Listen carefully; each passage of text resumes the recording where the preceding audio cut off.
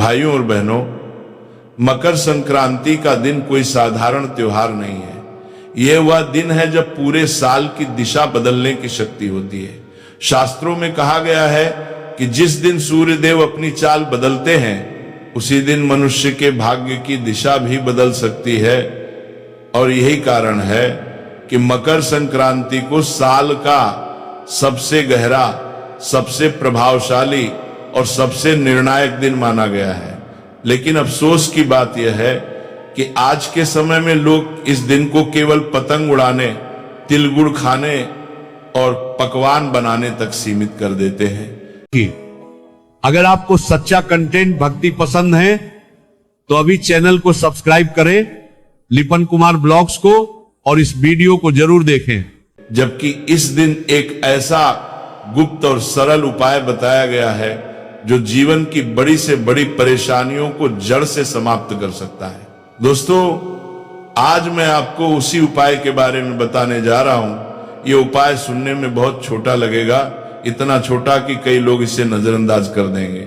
लेकिन याद रखिए, शास्त्रों में कहा गया है कि कभी कभी सबसे छोटे उपाय ही सबसे बड़े परिणाम देते हैं। मकर संक्रांति के दिन यदि कोई व्यक्ति चुपचाप बिना किसी को बताए पूरी श्रद्धा और सही नियमों के साथ गौ माता को एक विशेष वस्तु खिला देता है, तो उसके जीवन में धन, अन्न, सुख और शांति की कभी कमी नहीं रहती। इतना ही नहीं, उसके जीवन से पितृदोष, ग्रह दोष और वास्तु दोष जैसे भारी दोष भी धीरे धीरे समाप्त होने लगते हैं। यह कोई सामान्य संयोग नहीं है। कहा गया है कि पूरे 752 वर्षों के बाद मकर संक्रांति पर ऐसा अद्भुत योग बन रहा है जिसमें किया गया छोटा सा कर्म 7 जन्मों तक फल देता है। सोचिए, सिर्फ एक दिन का सही किया गया उपाय और उसका प्रभाव पीढ़ियों तक। जिन घरों में वर्षों से कलह है, पैसों की तंगी है, बीमारी है या काम बनते बनते बिगड़ जाते हैं, उन सभी समस्याओं की जड़ पर यह उपाय प्रहार करता है। लेकिन यहां एक बहुत बड़ी बात समझने की है। उपाय करना आसान है, पर उसके नियम और संकल्प का पालन करना उतना ही जरूरी है। अक्सर लोग गलती यही करते हैं कि वे उपाय तो कर लेते हैं, लेकिन उसके पीछे जो नियम और भावना होती है उसे नजरअंदाज कर देते हैं और फिर कहते हैं कि उपाय का असर नहीं हुआ। इसलिए मैं आपसे साफ कहना चाहता हूं कि इस उपाय के नियम थोड़े कठोर हैं, लेकिन वही नियम इसकी शक्ति भी है। बिना नियम के किया गया उपाय बीज की तरह होता है, जिसे पानी नहीं मिला वह कभी फल नहीं देता। इसलिए मकर संक्रांति के दिन गौ माता को क्या खिलाना है, कैसे खिलाना है, किस समय खिलाना है और मन में क्या संकल्प रखना है, ये सब जानना आपके लिए बेहद जरूरी है। अब सवाल ये उठता है कि आखिर गौ माता और मकर संक्रांति का आपस में क्या संबंध है। दोस्तों, सनातन धर्म में गौ माता को केवल पशु नहीं माना गया, बल्कि उन्हें माता का दर्जा दिया गया है। कहा गया है कि गौ माता के शरीर में सभी देवी देवताओं का वास होता है और मकर संक्रांति के दिन जब सूर्य देव उत्तरायण होते हैं, तब देवताओं का समय प्रारंभ होता है। यानी यह दिन देव शक्तियों को प्रसन्न करने का सबसे श्रेष्ठ अवसर होता है। ऐसे में गौ माता को श्रद्धा से अर्पण किया गया थोड़ा सा अन्न भी सीधे देवताओं तक पहुंचता है। मैं आपसे हाथ जोड़कर एक छोटा सा निवेदन करना चाहता हूं, इस बात को हल्के में मत लीजिए। मकर संक्रांति साल में केवल एक बार आती है। यह कोई रोज मिलने वाला अवसर नहीं है। अगर आपने इस दिन को यूं ही गंवा दिया तो पूरे साल वही समस्याएं, वही परेशानियां और वही संघर्ष दोबारा आपका इंतजार करेंगे। लेकिन अगर आपने इस दिन सही भाव, सही नियम और सही संकल्प के साथ ये उपाय कर लिया, तो आने वाला समय आपको खुद बताएगा कि आपने कितना बड़ा निर्णय लिया था। आगे मैं आपको विस्तार से बताऊंगा कि वह गुप्त वस्तु क्या है जो गौ माता को खिलाई जाती है, इसके नियम क्या हैं, किन सावधानियों का पालन करना जरूरी है और यह उपाय किन किन रास्तों से आपके जीवन में धन, सुख और शांति लेकर आता है। इसलिए इस बात को अंत तक ध्यान से सुनना और समझना बहुत जरूरी है, क्योंकि यह जानकारी केवल जानने के लिए नहीं बल्कि जीवन बदलने के लिए है। क्योंकि मकर संक्रांति सिर्फ एक साधारण दिन नहीं है। इसी दिन सूर्य की चाल बदलती है। एक इसी दिन प्रकृति का एक नया हिसाब शुरू होता है। जी हाँ दोस्तों, देखिए प्राचीन काल में पुराने समय के लोग इसे बहुत गंभीरता से लेते थे, क्योंकि उन्हें पता था कि इस दिन की गई छोटी सी गलती पूरे साल पर भारी पड़ सकती है। इस दिन का महत्व इसलिए और भी बढ़ जाता है क्योंकि ये साल का सबसे पहला त्योहार होता है। जी हाँ दोस्तों, की इस दिन की गई छोटी सी गलती भी पूरे साल पर भारी पड़ सकती है, और इस दिन किया गया छोटा सा सही काम पूरे साल का सहारा बन सकता है। मकर संक्रांति का असली मतलब है रुकावट से निकलना, ठहराव को तोड़ना और जीवन में आगे बढ़ना। इसीलिए हमारे बुजुर्ग कहते थे कि इस दिन जो बीज बोया जाता है वही पूरे साल फल देता है, अर्थात जो उपाय किया जाता है वही उपाय पूरे साल हमारी जीवन की व्यवस्था को सुधारना है। दोस्तों इसीलिए देखिए इस दिन दान का भी बहुत महत्व होता है। पुराने काल से ही लोग मकर संक्रांति के दिन दान करते आ रहे हैं। इस दिन अन्न दान, संयम और व्यवहार पर बहुत ध्यान दिया जाता है, क्योंकि धन केवल पेशे से नहीं बनता है। धन बनता है सोच से, कर्म से और समय की समझ से। जी हाँ दोस्तों, आपने देखा होगा कि बहुत लोग साल भर तक मेहनत करते हैं, खून पसीना बहाते हैं, लेकिन फिर भी पैसा नहीं टिकता है। अन्न होते हुए भी घर में कमी की भावना बनी रहती है, और धन बनता है सोच से, कर्म से। जी हाँ दोस्तों, देखिए बार बार खर्च अचानक आ जाता है, और खर्च आता है, पैसा रुकता नहीं है, और इसके पीछे कारण अक्सर वही अदृश्य रुकावटें होती हैं जिनका समाधान हमारे शास्त्रों और परंपराओं में छुपा हुआ है। देखिए मकर संक्रांति पर तिल और गुड़ इसलिए खाए जाते हैं क्योंकि तिल त्याग का प्रतीक है और गुड़ मिठास का, यानी जीवन में कड़वाहट को छोड़कर मिठास अपनाने का संकेत है। इस दिन दान इसलिए कहा गया है क्योंकि जब सूर्य दिशा बदलता है तब अहंकार छोड़ना सबसे जरूरी होता है।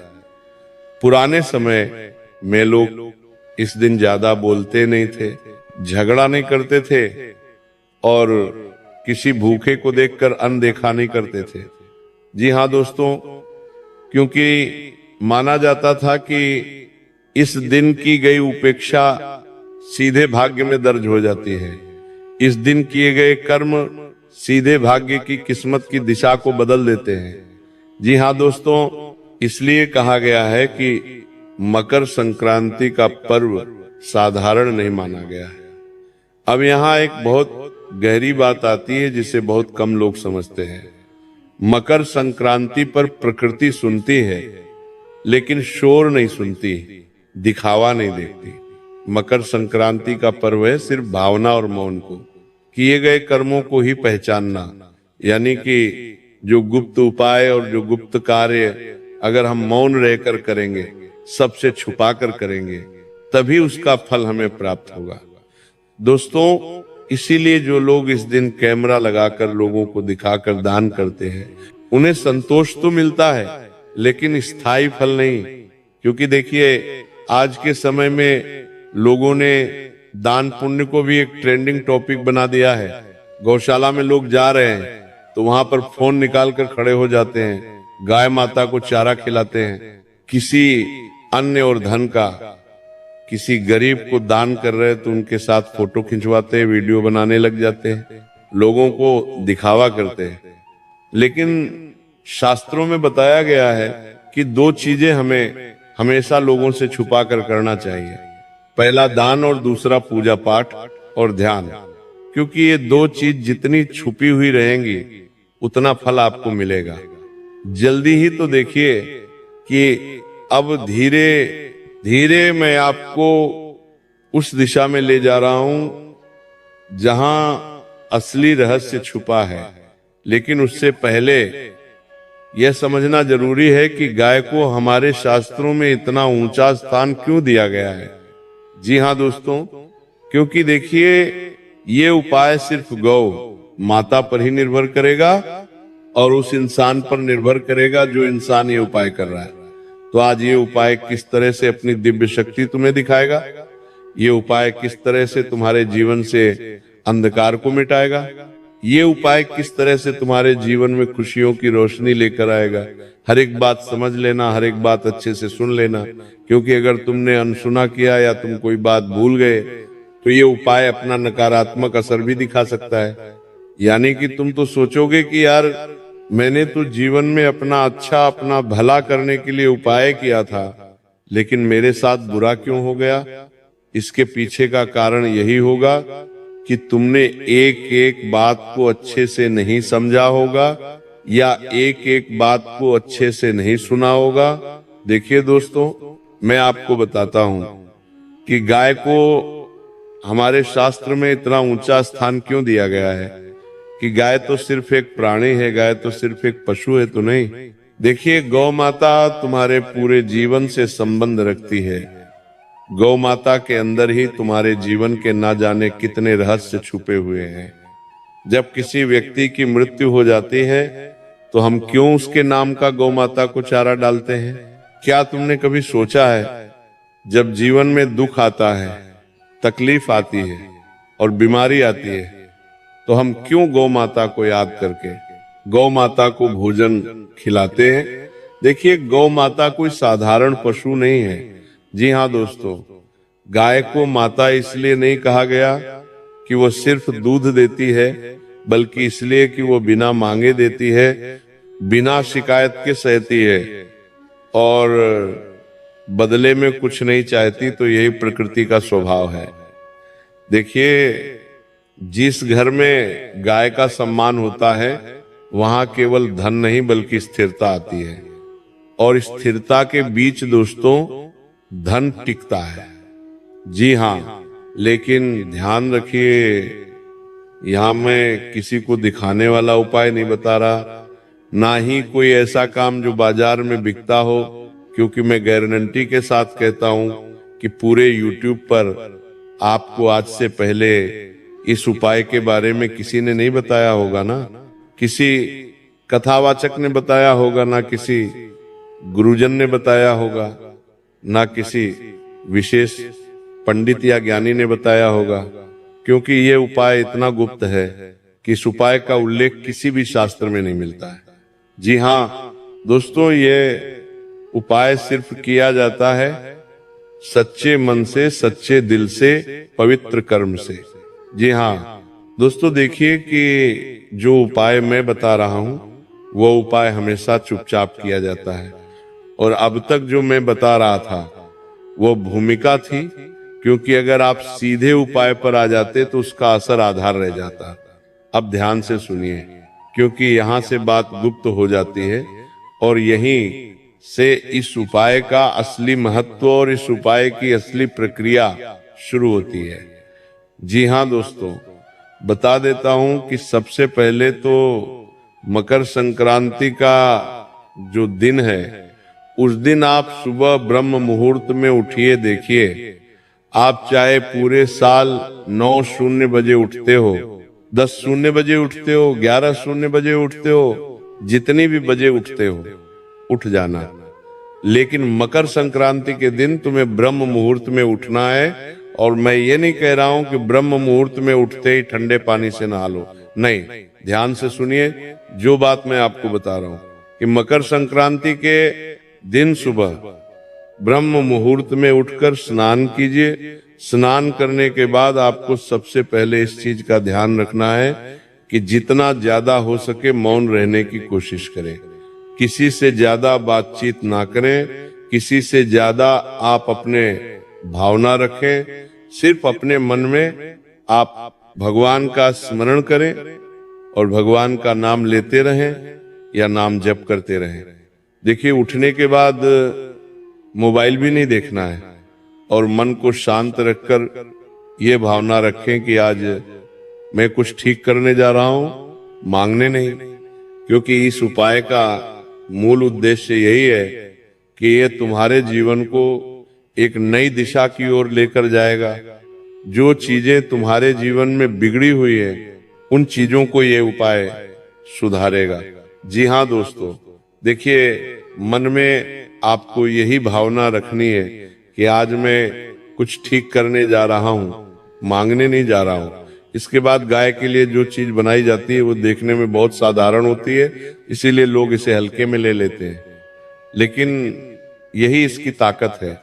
देखिए, जो चीज मैं बता रहा हूं वो चीज बहुत साधारण है और उस चीज के बारे में आपको आज से पहले किसी ने नहीं बताया होगा। इसके साथ ही इस चीज का भी ध्यान रखिएगा कि इस उपाय में ना कोई मंत्र बोलना है ना कोई नाम लेना है, बस समझ के साथ करना है। और गाय को जो खिलाया जाता है वह है थोड़े से सफेद तिल। ये भी बताऊंगा कि मकर संक्रांति और तेल का क्या महत्व है, लेकिन उससे पहले आप सुन लीजिए कि गाय को खिलाने वाली वो गुप्त चीज क्या है।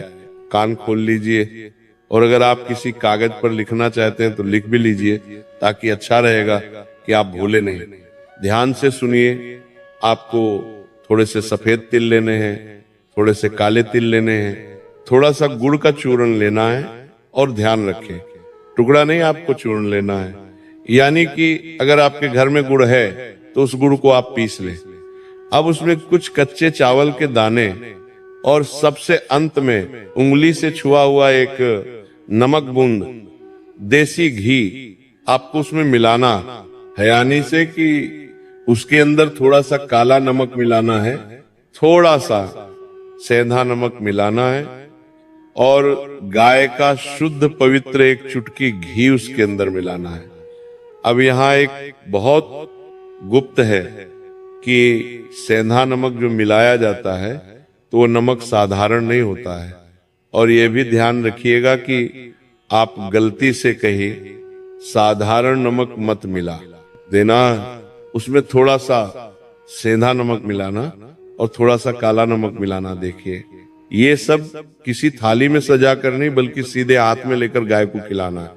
अगर आप अपनी हथेली में रखकर गाय को खिलाओगे और गाय ने अपनी जीभ से तुम्हारी हथेली को स्पर्श कर लिया, आपकी बात करने तुम्हारी बनानी नहीं तलवार में हथेली करना, तो समझ जाना कि साक्षात माता ने तुम्हारे सारे कष्टों को अपने अंदर समाहित कर लिया है। क्योंकि देखिए, आपको मैं बता देता हूं कि ये सब चीजें अगर आप थाली में रखकर गौ माता को अर्पित करेंगे तो उतना जल्दी असर नहीं होगा। सीधे हाथ में लेकर गाय को खिलाना है। उसके बाद ध्यान रहे, ये उपाय आप कर ले तो किसी को बताना नहीं है, ना किसी को दिखाना है। और सबसे जरूरी बात, खिलाते समय कोई इच्छा नहीं बोलनी है, बिल्कुल खाली मन रखना है, शांत मन रखना है मन में किसी के प्रति, ना तो नकारात्मक भाव उत्पन्न हो, ना किसी के प्रति हम गलत सोचे, ना किसी के प्रति अच्छा सोचे। खाली मन रखना है, कोई भी आपको अपनी इच्छाएं नहीं बोलनी है।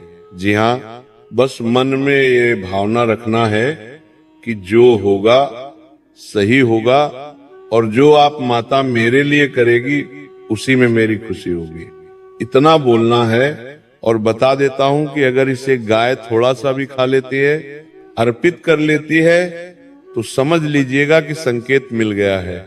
इसके बाद पूरे साल एक नियम अपने आप लग जाता है, आप अन्न का अपमान नहीं करेंगे।